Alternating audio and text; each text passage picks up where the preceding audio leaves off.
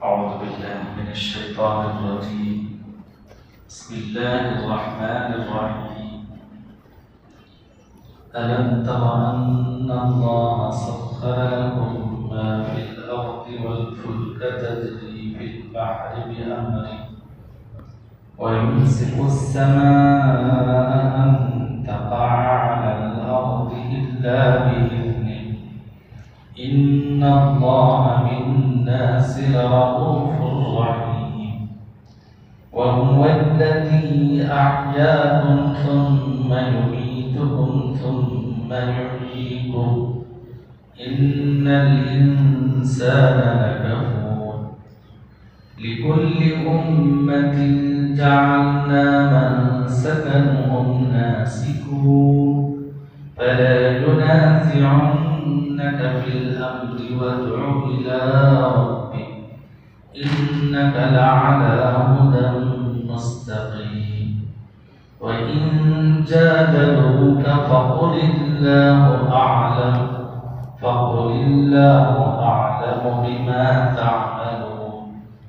الله يحكم بينكم يوم القيامة فيما كنتم فيه تختلفون. ألم تعلم أن الله يعلم ما في السماء والأرض إن ذلك في كتاب إن ذلك على الله يسير.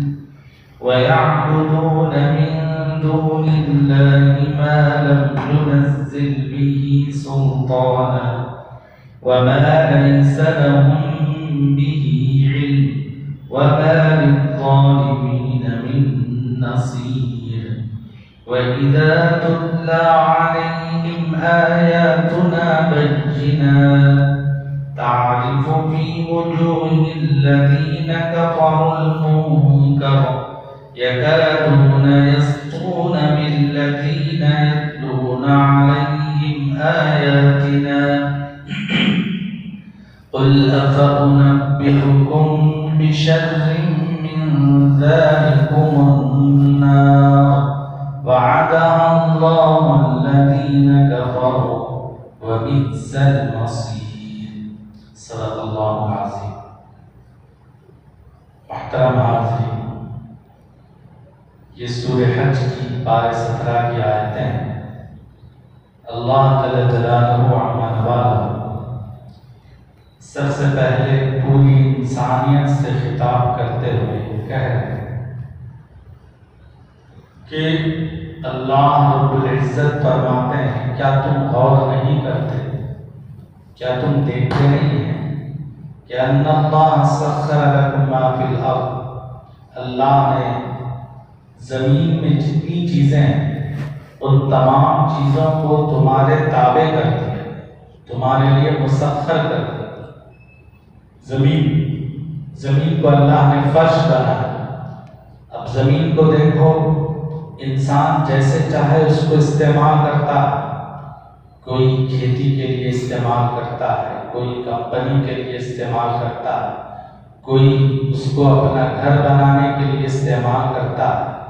جس طرح چاہے زمین کو آدمی استعمال کرتا ہے. حالانکہ جس چیز کے لیے زمین کو انسان اپناتا ہے، زمین یہ نہیں کہتی کہ میں تیرے کام نہیں آؤں گی، میں تجھے گھر بنانے نہیں دوں گی، میں تجھے کھیتی ڈالنے نہیں دوں گی، میرے اوپر تو پانی جمع نہیں کر سکے گا. یہ ساری چیزیں زمین نہیں کہتی. اگر کہنا شروع کر دے تو کیا ہوگا؟ بہت مشکل ہو جائے گا. تو اللہ رب العزت کا انسان پر بڑا احسان ہے کہ اللہ رب العزت نے زمین کو مسخر کر دیا، جیسے چاہے اس کو استعمال کرتا ہے. آدمی انتہائی اندر تک اس کو کھدائی کرتا ہے تو وہ کھدائی کے لیے بھی تیار ہو جاتا ہے.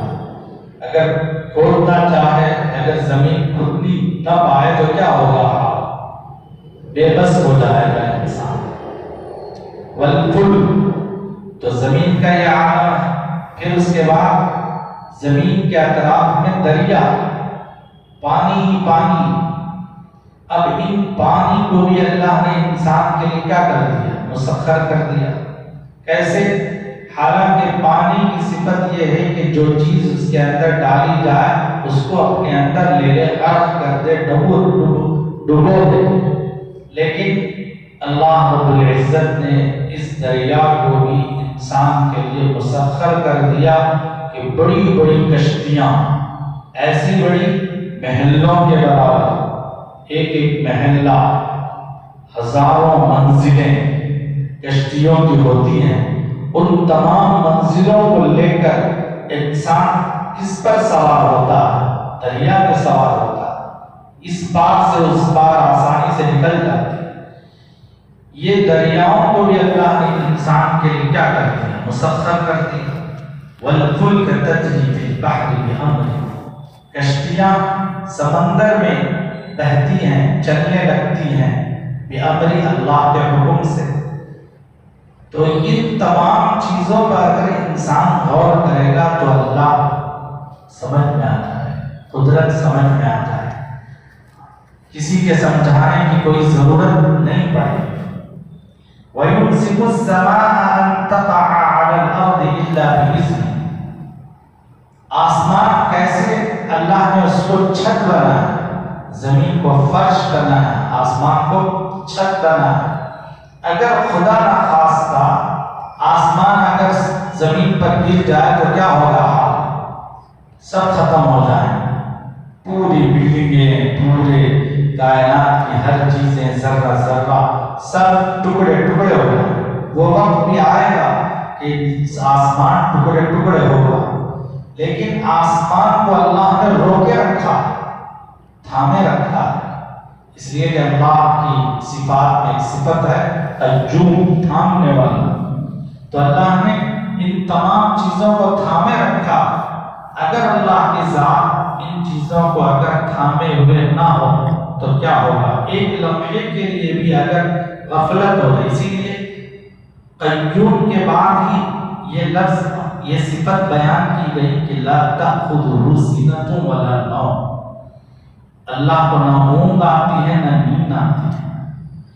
اگر کار چلانے والا یا گاڑی چلانے والا چلتے ہوئے اگر اونگ آ جائے، اگر اس کو نیند آ جائے تو کیا ہے؟ سارا نظام درہم برہم ہو جائے. پیچھے بیٹھنے والے جتنے ہیں سارے کیا ختم ہو جائے. اسی لیے اللہ وہ ذات ہے کہ جس کو نیند نہیں آتی، اونگ نہیں آتی. اگر نیند اگر اونگ آ جائے تو یہ سارا جو نظام اللہ نے جو تھاما ہے وہ سب درہم برہم ہو جائے. یہ اللہ. وَيُمْسِكُ السَّمَاءَ أَن تَقَعَ عَلَى الْأَرْضِ، زمین پر گرنے سے آسمانوں کو اللہ نے روکے رکھا. إِلَّا بِإِذْنِهِ، اس وقت میں جب اس کا حکم ہوگا تو آسمان بھی زمین پر گر جائے. اِذَا السَّمَاءُ انفَطَرَتْ، آسمان گر کر ٹکڑے ٹکڑے ہو جائے. ان اللہ بالناس لرؤوف رحیم، بلا شبہ اللہ جل شانہ پوری انسانیت پر مہربان ہے اور رحیم ہے، رحم کرنے والے ہیں. وَهُوَ الَّذِي أَحْيَاكُمْ ثُمَّ يُمِيتُكُمْ ثُمَّ يُحْيِيكُمْ، وہ ذات ہے جس نے تمہیں زندگی دی. ہم زندگی لے کر آئے یا کسی سے مانگ کر آئے یا ہمارے پاس زندگی تھی؟ تو اللہ نے ہی زندگی دی، حیات دی. ثُمَّ يُمِيتُكُمْ، پھر وہ تمہیں موت بھی دے گا، مارے گا. ثُمَّ يُحْيِيكُمْ، پھر دوبارہ زندہ کرے گا. یہ اللہ تبارک و تعالی انسان کے ساتھ ایک مرتبہ انسان اگر پیدا وجود میں آ گیا تو دنیا ہی کی موت ہے، اس کے بعد اس کو کوئی موت نہیں. اس کے بعد ہمیشہ ہمیشہ رہے گا، یا تو جہنم میں رہے گا یا تو جنت میں رہے گا. اب اس کے بعد موت نہیں. موت کو موت آ جائے گی لیکن انسان کو موت نہیں آئے گی. اسی لیے اللہ تبارک و تعالی ان تمام چیزوں کو بتا کر غور کرنے کے لیے کہہ رہے ہیں. اگر اللہ کی قدرت پر انسان غور کرے گا تو ایمان لائے گا. اگر مسلمان غور کرے گا تو اس کا ایمان مضبوط ہوگا، اس کا یقین مضبوط ہوگا. اللہ کی معرفت حاصل ہوگی، اس کے احکامات پر چلنا آسان ہوگا۔ ہم غور نہیں کرتے اور ہم اس کے بارے میں سوچتے نہیں ہیں، جس کی وجہ سے اللہ کی نعمتوں کی ناشکری کرتا ہے۔ ان الانسان لکفور، یقیناً انسان بڑا ناشکرا۔ کیسی کیسی نعمتیں، کیسی کیسی عجائب، کیسی کیسی قدرتیں اللہ نے بنائی ہیں، دی ہیں، اور ہم خود اپنے ذات پہ غور کریں تو اللہ سمجھ میں آ جائے۔ ہم خود اپنے زبان پر غور کر لو، چھوٹا سا گوشت کا لوتھڑا کتنی مزوں کو بتاتا ہے، پانی کا مزہ، دودھ کا مزہ، آم کا مزہ، کھانے کا مزہ، پینے کا مزہ، پھیکا کیا ہوتا ہے، میٹھا کیا ہوتا ہے، کڑوا کیا ہوتا ہے۔ ایک ہی تو زبان بتاتے نہیں، ہر ایک کے لیے الگ الگ زبان، ہر ایک کے لیے الگ الگ زبان نہیں ہے۔ ایک ہی زبان دنیا کی جتنی نعمتیں ہیں، ان نعمتوں کے جتنی لذتیں ہیں، جتنے مزے ہیں، ان سب کو بتاتی ہے۔ کسی کے اندر یہ طاقت و قدرت ہے کہ مزوں کو پیدا کرے اور بنائے؟ نہیں، صرف اللہ کی قدرت، اللہ کی شان۔ لِكُلِّ أُمَّةٍ جَعَلْنَا مَنْسَكَهُمْ نَاسِكُوهُ فَلَا يُنَازِعُنَّكَ فِي الْأَمْرِ وَادْعُ إِلَىٰ رَبِّكَ إِنَّكَ لَعَلَىٰ هُدًى مُسْتَقِيمٍ۔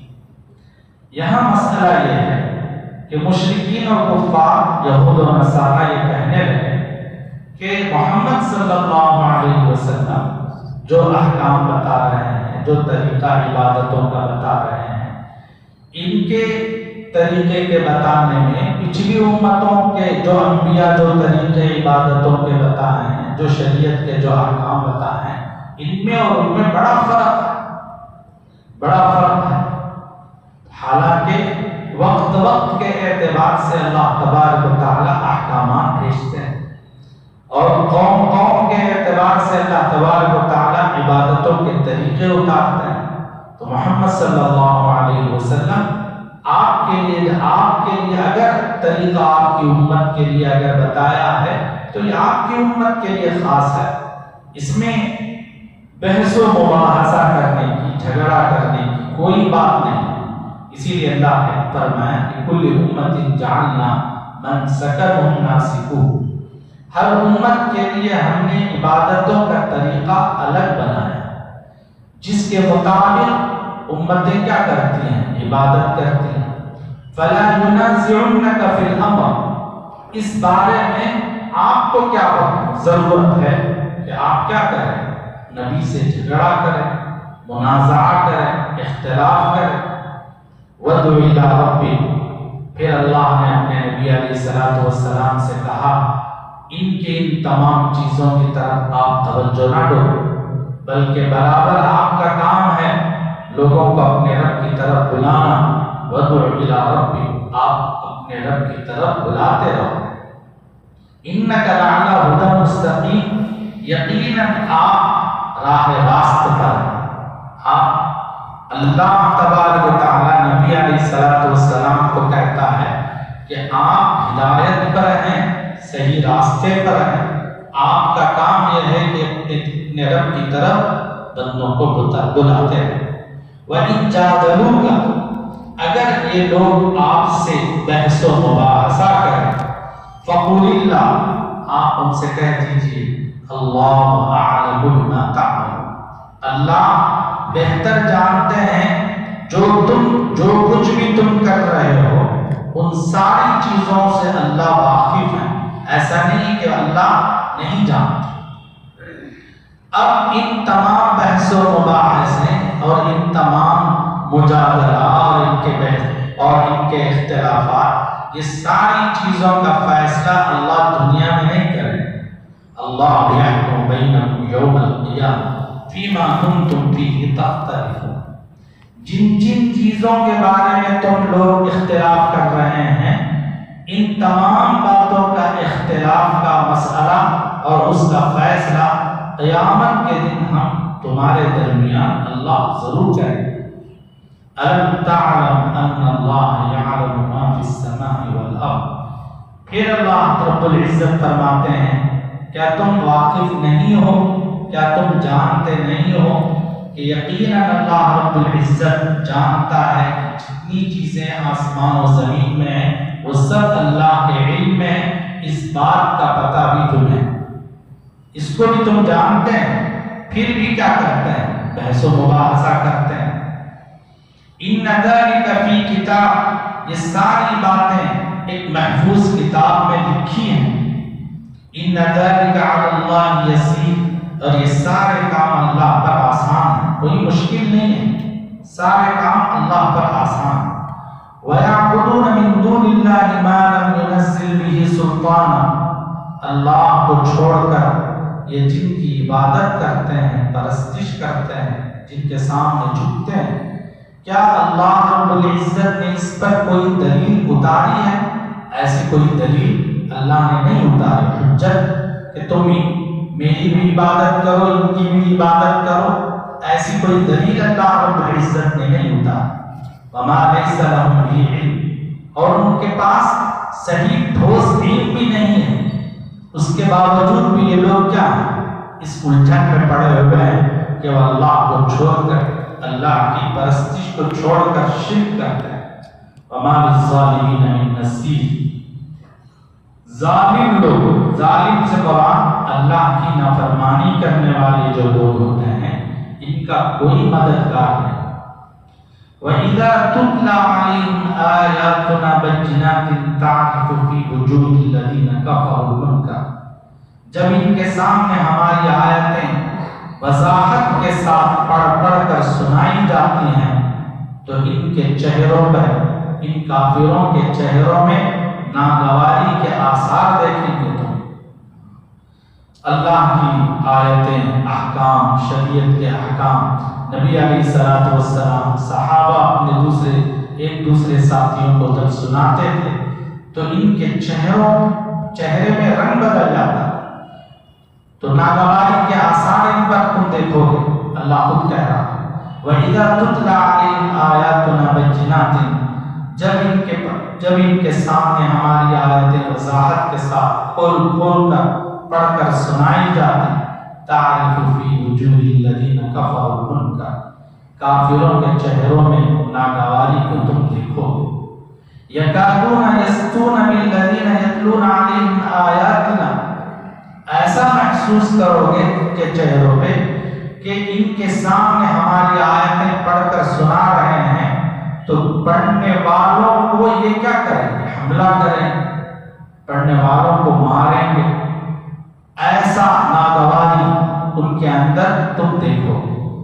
قل، اے نبی علیہ السلام آپ کہہ دیجئے، افأنبئکم بشر من ذلک النار، کیا میں تمہیں بتاؤں ایسی چیز جو چیز تم ان کے چہروں میں ناگواری کے اعتبار سے دیکھ رہے ہو، اس سے بھی بری ناگواری کی بات تمہیں بتاؤں، وہ ہے النار، آگ ہے آگ۔ جب اس آگ کو دیکھو گے تو یہ اور بھی ناگواری کی چیز ہے۔ صرف ہماری آیتوں سے تم اتنا بغض رکھتے ہو، اتنا تم اپنے اندر ہماری آیتوں کے متعلق ایسا رکھتے ہو جس کی وجہ سے چہرے میں ناگواری کا اثر۔ یہ صرف مشرکین اور کافرین کا حکم نہیں ہے کہ ان کو کہا جا رہا، سب کو کہا جا رہا ہے۔ مسلمان ہیں، اگر اللہ کا کلام ہم کو پسند نہیں ہے، ہمارے سامنے قرآن کی آیتیں پڑھ رہے ہیں، قرآن پڑھ رہے ہیں، تو قرآن کے ساتھ جو ہماری غفلت ہے اور جو بے اعتنائی ہے، تو اس کی وجہ سے اس آیت میں ہم بھی شامل ہو جاتے ہیں۔ اس لیے اللہ کی آیتوں کا کیا کرنا چاہیے؟ احترام کرنا چاہیے اور اس کو عظمت سے سننا چاہیے، ناگواری پن اپنے اندر نہیں لانا چاہیے، اور قرآن کا احترام اور قرآن کی عظمت ہمارے اندر ہونی چاہیے۔ ایک وقت وہ تھا قرآن جب تک مسلمان اس کو آگے رکھا تھا، ہر قدم پر مسلمانوں کی اللہ کی طرف سے نصرت ہوتی تھی۔ آج وہ وقت ہے ہم نے قرآن کو بہت ہلکا سمجھا، اللہ کے احکام کو بہت ہلکا سمجھا، اس کی آیتوں کو بہت ہلکا سمجھا۔ اس کا کیا کچھ نہیں ہے، یہ تو صرف فری والی چیز ہے۔ تو اس کو جب فری والی چیز جب بنا دیے تو جس کی وجہ سے کیا ہو گیا؟ مسلمان مار کھا رہا۔ وَعَدَهَا اللَّهُ الَّذِينَ كَفَرُوا، اللہ نے اس کا وعدہ کافروں سے کیا کہ تمہیں آگ ملے گی، وَبِئْسَ الْمَصِيرُ، اور یہ بہت برا ٹھکانہ ہے۔ تو اللہ تعالیٰ سے دعا ہے کہ اللہ تعالیٰ ہم سب کو اللہ کی جتنی قدرتیں ہیں، کائنات میں جتنی چیزیں اللہ نے بنائی ہیں، ان پر غور کرنے کی اور غور کر کے اللہ کی معرفت حاصل کرنے، اپنے ایمان و یقین کو مضبوط کرنے کی ہمیں توفیق عنایت فرمائیں، اور اللہ کے کلام اور اس کے احکام پر چلنا ہمیں نصیب فرمائیں۔ بے احترامی اور گستاخی سے اللہ ہم سب کی حفاظت فرمائیں۔ آمین۔ وآخر دعوانا الحمد للہ رب العالمین۔